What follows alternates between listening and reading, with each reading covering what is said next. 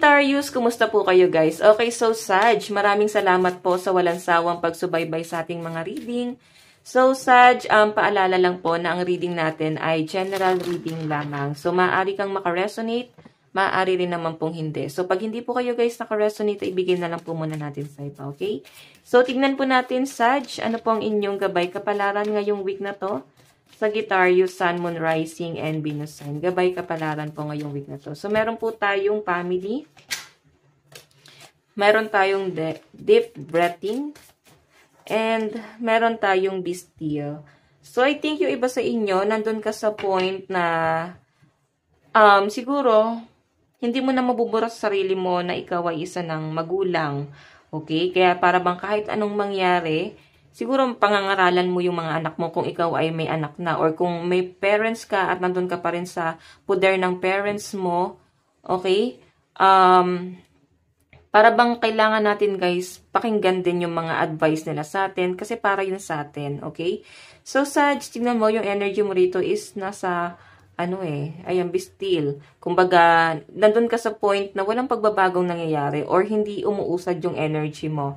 So, siguro, Sag, maganda pa rin na pakiramdaman mo. Ayan, pakiramdaman mo kung saang aspeto ka ba mas nararapat. Kasi nandun ka sa point na parang nagiging kampante ka. Para bang masaya ka na sa kung anong meron ka. Sag, no? I think hindi lang ito yung mararating mo. Malayo pa ang mararating mo. Hindi mo lang yan, guys, nahanap pa sa ngayon.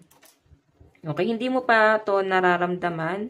Hindi mo pa, guys, na-absorb sa sarili mo kung ano ba yung pagbabago, okay? Kasi hindi mo pa nararamdaman eh. Or hindi mo pa kasi ginagawa. Hindi mo pa sinisimulan ano ba yung pagbabagong gagawin mo sa buhay mo. Kasi masaya ka na sa kung anong meron ka. Sobrang kontento ng energy ng mga Sag, okay? So, iba sa inyo guys, mas iiral sa inyo yung pagiging sabi nga nila, mother instinct, father instinct. So, alam mo kung ano yung makakabuti sa anak mo. Okay? So, tignan pa natin. Sagittarius. So guys, ang lucky number mo ngayong week na to ay 23, 19, and 4. Tignan pa natin. Gabay kapalaran po ni Sag. Meron po tayong find a balance. Dito nga muna natin nilagay. Meron tayong work through your feelings. Okay ba sa inyo guys, nawawalan ka ng confidence sa sarili mo, no? May mga takot, yung iba sa inyo dito, no? Maaari ngayong week na to, baka gusto mo ng pagbabago pagdating sa pamumuhay mo. Gusto mo siguro mag-change ng career or gusto mo maging independent. Gusto mo maging leader type or pwedeng kung nagkaroon ng promotion, siguro na-feel mo, no? Na kaya mo bang i-manage, no? Kung ikaw ay na-promote sa trabaho, para bang dinadown mo yung sarili mo, hindi ka ganun ka-confident sa sarili mo para doon sa role mo, no? Or doon sa position na yon. Para bang kontento ka kasi na nasa sulok lang, hindi napapansin. Ayaw mo nga nang napapansin. So, ayan guys, nagkaroon ka patuloy ng achievements. Kasi the more na hindi ka nagpapapansin, mas napapansin ka nila. Ganun yun eh. Tapos yung mga nagpapansin, yung parang ayaw pa nila pansinin. So, I think mas nakita nila yung katangian mo. Mas nakita ng mga boss mo yung talent mo. Na parang mas may ka guys. May mas potential ka. Ayan, may potential ka sa ganitong aspeto. So, nakikita ko rito ngayong week na to, find the balance. Medyo ka guys, impulsive. So, I think try mo mag-relax. Ayan, sabi nga nung card mo, work through your feelings. So, try mo mag-relax, lalo na kung sa tingin mo nagiging mainitin na yung ulo mo. Or pwede kasi guys na meron kayong high blood. So, ingatan mo yung health mo, no? Okay, ba sa inyo guys? Ayan, nandito po yung let your fears dissolve. I think may mga panic anxiety na nararamdaman yung iba sa inyo. So, bigla-bigla na lang siya guys, umaatake or maaring depression. So, siguro kailangan mo yung energy ng mother mo, like, di ba gano'n naman yung anak, di ba? So, ang mga anak kasi guys, makayakap lang natin yung parents natin or makapagsabi lang tayo sa kanila ng problema para bang gumagaan na yung pakiramdam natin. Nararamdaman natin na meron tayo guys kakampi. Okay? So, depende pa rin yan sa inyo guys. Ano bang tingin mo sa parents mo? Kakampi mo ba or ayaw mo na mag-share ng kanila, ng problema sa kanila? Okay, siguro ayaw mo na sila guys, mag-isip pa. Kaya nga sabi rito guys, mas i-prioritize mo yung family mo. Kasi ito family, oh. Mas i-prioritize mo ngayong week na to. Kasi sila din yung magiging pahinga mo rito. Okay? Or sila yung nandyan para i-guide ka. So, tignan pa natin. Gabay, kapalaran. Ngayong week na to para po kay Sag. Okay. Sagittarius, Sun, Moon, Rising, and Venus sign. Sagittarius.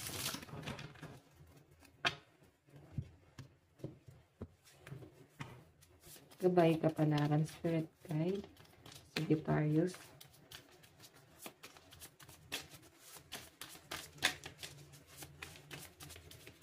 So guys, meron po tayong 5 of Wands. Oh, conflict. Clash of egos fight. So, 'di ba? 5 of Wands kasi guys pagtatalo. 'Di ba? Sabi ko nga sa inyo, medyo nagiging impulsive yung energy mo. So, ito yung kailangan mong kontrolin. Ito yung kailangan mong i-balance kung paano mo kokontrolin yung emotion mo, yung pagiging impulsive mo. Okay? So, guys, ito may nakikita ko maaari ngayong week na to medyo may makikipagpataasan ng pride. Tignan natin ha. Meron tayong 10 of Wands. Naku. Ingat tayo guys sa pagbibitaw ng salita or maaring sila yung nakakapagbitaw sa inyo ng masakit na salita. Maaring may experience mo siya ngayong week na to tapos tatatak na sa inyo yung mga salita na yon na hindi mo na guys kaya pang pagtakpan nasabi na. Okay? Para bang mas nasabi na nila yung mga gusto nilang sabihin para sa inyo na para bang yung pala yung tingin nila sa inyo. So masakit guys sa pinapakita sa akin. Pero ayan, Knight of Swords, strong dahil sa sinabi nila or dahil sa mga malalaman mo, mababalitaan mo, mas lalo ka magiging matatag. Okay, ay no, nandun pa rin energy mo na impulsive. Diba sabi ko sa inyo? Okay, so guys, kailangan mong kontrolin yun din yung emotion mo. Nakikita ko nga sa inyo guys, takot kasi yung nararamdaman mo So, dahil sa takot na yun, hindi mo alam kung ano ba yung tamang salita na pwede mong ibato. Pero alam nyo guys, Sag, siya pinapakita sa akin dito,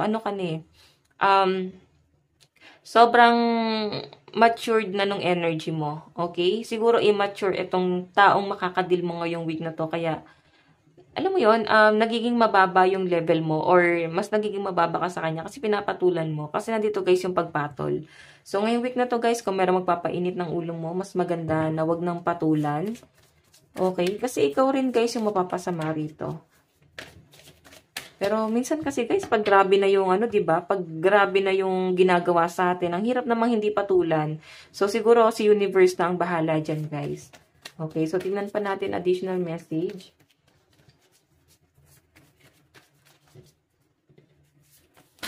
Oops, meron tayong Page of Wands. May inaantay ka sa malayo. Or maaaring meron kang iniisip, meron kang tinitignan. Meron po tayong 10 of Coins. Ayan, 10 of Pentacles. Ito pa rin yun guys sa family. Okay? Siguro nandun ka sa point na nag-worry ka pagdating sa family mo. Hindi ka sure sa napatungo, anong mangyayari, ano yung maibibigay mong security para sa family mo. So, ikaw yung mas dito guys, nag-iisip na para bang ito na yung nangyari. Ito na yung kinahinatnan. Sige, tingnan pa natin. Meron po tayong The Empress. Meron tayong The Hangman. So, guys, ito, napakaganda nito kasi yung The Empress, guys, abundance. Tapos, nandito pa yung 9 of Pentacles. Napakaganda, guys. Nalalagay ka sa alanganin, hindi dahil sa pera mo Pagdating sa pera mo, Sag, maganda yung daloy ng pera mo. Ito guys, conflict to pagdating sa pakikisama sa ibang tao. Or maaring nagiging conflict kasi maaring tinitignan ka nila biglang mapangmataas na kasi nga nagkakaroon ka na ng pera May napapatunayan ka na sa sarili mo. So, siguro tinitignan ka nila bilang kalaban. Okay? Pwede yung person mo tapos maaring family ng person mo, Sag. Okay, may mga chismis silang nilalabas sa inyo. So, 'di ba, hindi na 'to guys makatarungan. Kailangan mo lang dito guys is manindigan. Kailangan mong lumaban kasi akala nila hindi ka marunong lumaban. So, tignan natin guys ano pang inyong advice.